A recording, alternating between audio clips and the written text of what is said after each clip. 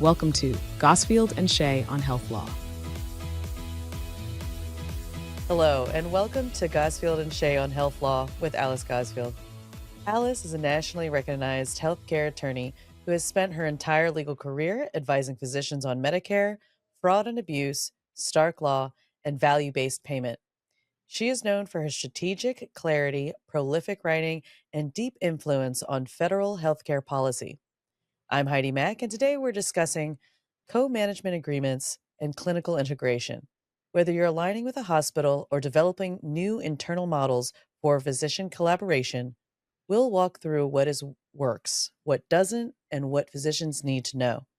This episode is Navigating Co Management Agreements and Clinical Integration Structures. Thank you again for joining us. Welcome back, Alice. Thank you for having me. Greatly appreciated. So let's get right to it here. The term co management gets used in a lot of different ways. What does it actually mean when hospitals and physicians enter into a formal co management agreement? It's usually a transaction in which they agree that they are going to be more intimately involved with each other around a particular service line. It could be around congestive heart failure, as an example, or all of cardiology, or it could be around lung cancer.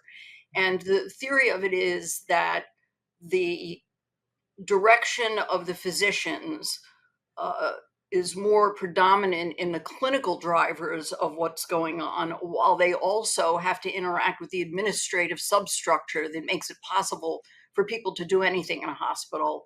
And then their payment mechanisms can reward physicians for the outcomes that they produce, which is improved quality for the hospital or improved value. Then, how do you create a compliant co management agreement? So the key is what it is that you're trying to accomplish. What are the outcomes that you're going to look at? What are the metrics that you're going to use to determine whether you've had success? Who is going to perform what functions in the program? What are the nurses doing who are employed by the hospital as opposed to what the physicians are doing? What are the other ancillary personnel who work for the hospital going to be doing? And are you all on the same page, stroking in the same direction in the boat to get to the outcomes that are the desired product of what the co-management arrangement is supposed to be about?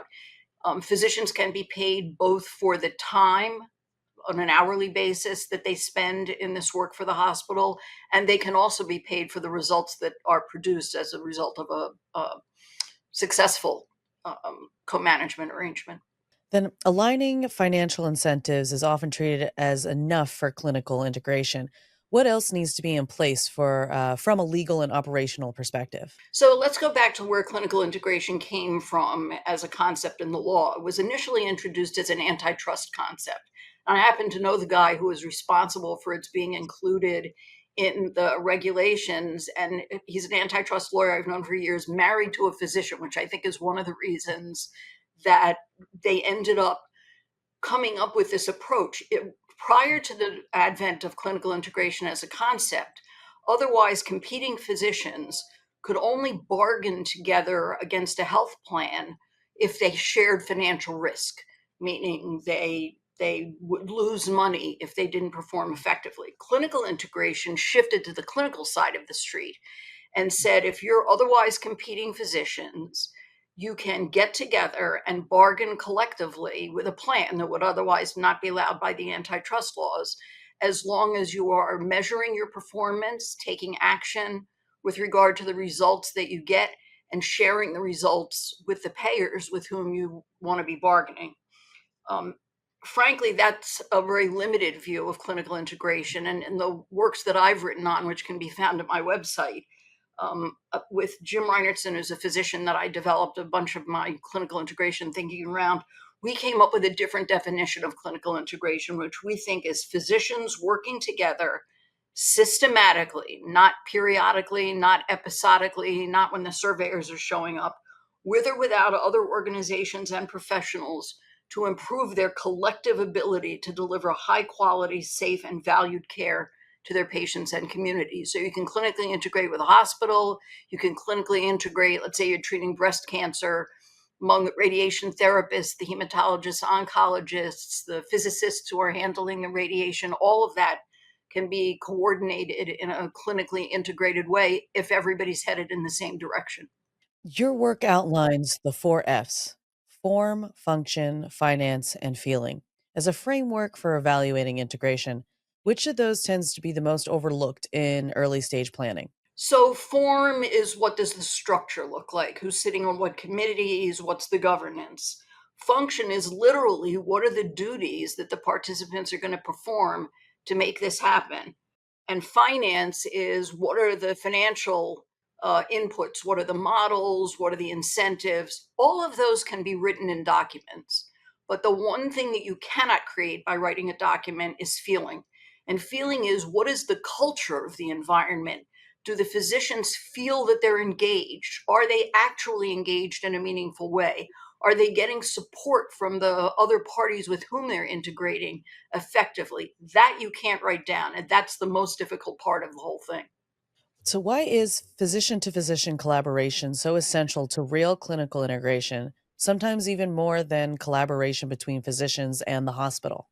So, physicians have what's called plenary legal authority. That means that their scope of practice is the broadest of any professionals in the healthcare system. Virtually everything that happens in a hospital is derivative of a physician order somewhere along the line. Nothing happens in hospitals without physicians. You can't have a hospital without nurses, but the nurses can't do what the physicians do. They do unique Mhm. activities that are recognized by law as authoritative in a wide variety of ways. So, the same is true within physician groups, that physicians who within their groups collaborate and create this kind of shared culture, they can create a very different environment. Interesting. So, then how can a group of physicians or multiple physician groups with or without a hospital get started to engage in clinical integration? So, Reinertson and I created a number of years ago, but it's just as valid today, something that I've not seen anywhere else before that's called our clinical integration self assessment tool. And if you type in self assessment on my website, the tools will come up. What we did was we analyzed 17 and identified 17 characteristics of clinically integrated groups. And then things like electronic medical record documentation, how you use ancillary personnel, uh, how the physicians cover for each other. And we postulated what would it look like if you really weren't clinically integrated at all in the way you handled that characteristic, to what would it look like if you were doing it but not very well, to what would it look like if you were really a truly clinically integrated organization. And it's been very helpful to physician groups who've used it because it makes concrete the kinds of things you need to focus on to be clinically integrated and how you have to change. So when you look at yourself on the self assessment tool and you go, well, we're over here on the left hand side and we want to get to the right hand side, what are the things we're going to have to do to change how we handle that characteristic?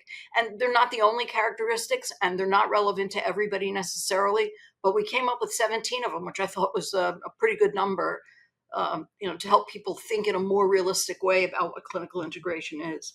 Then, how does the use of standardized protocols, performance metrics, or care pathways reduce fraud and abuse risks in integrated settings? So every claim that's submitted to any payer, whether it's a federal payer or not, is predicated on the idea of medical necessity or compliance with preventive care services.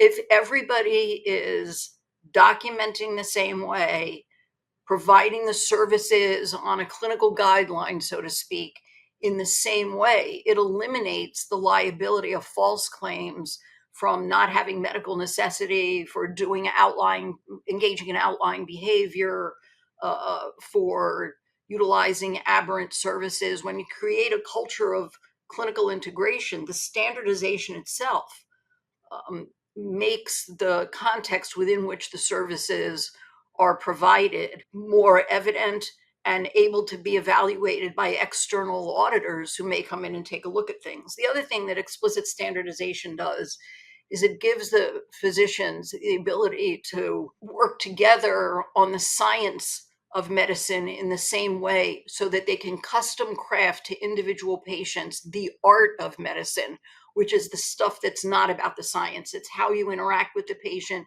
it's what the dialogue. And when you standardize, as much as in the documents that I've written on achieving clinical integration, one of the things that happens is that you save an enormous amount of time, and physicians actually almost more than money want more time in their lives. So clinical integration gives them the ability to get more time back in their day that they can spend in any of a variety of ways.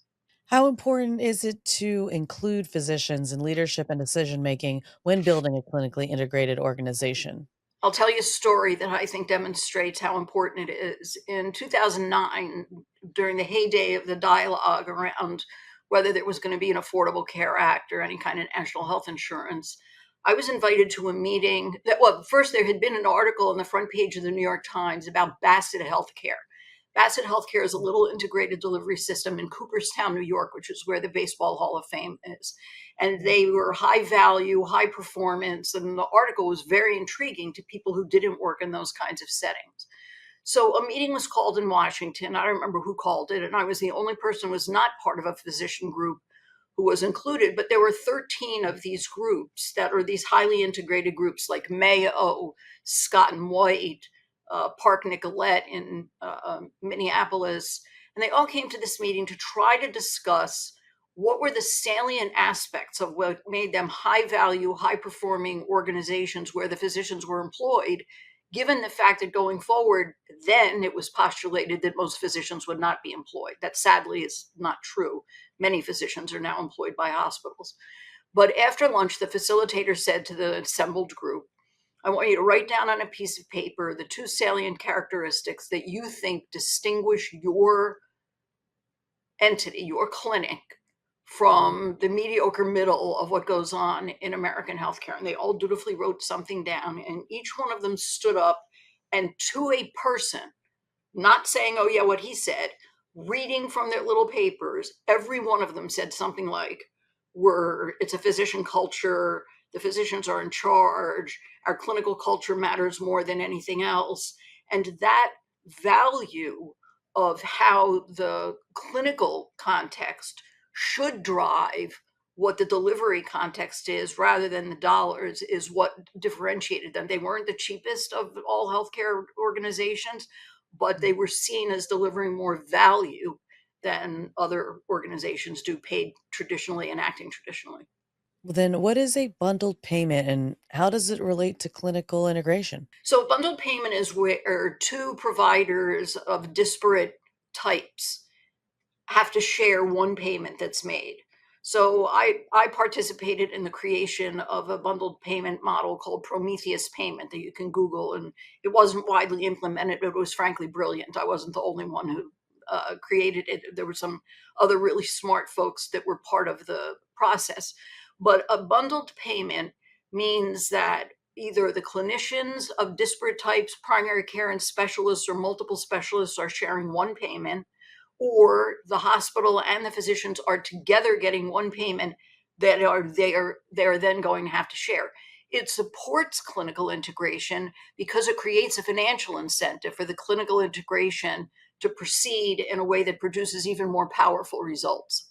Then, what are the significant issues to consider where bundled payment is offered? So where multiple providers are involved, obviously the first question is who gets paid how much from the bundle. And that's where clinical practice guidelines can be really helpful because they tell you who should be doing what in accordance with what science says patients need for that condition.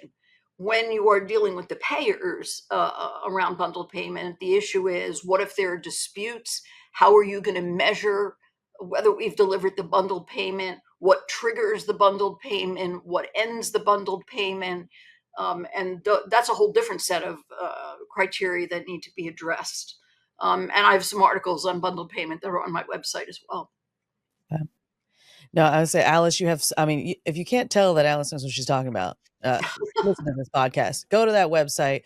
She's helped write all these things. She knows what she's talking about.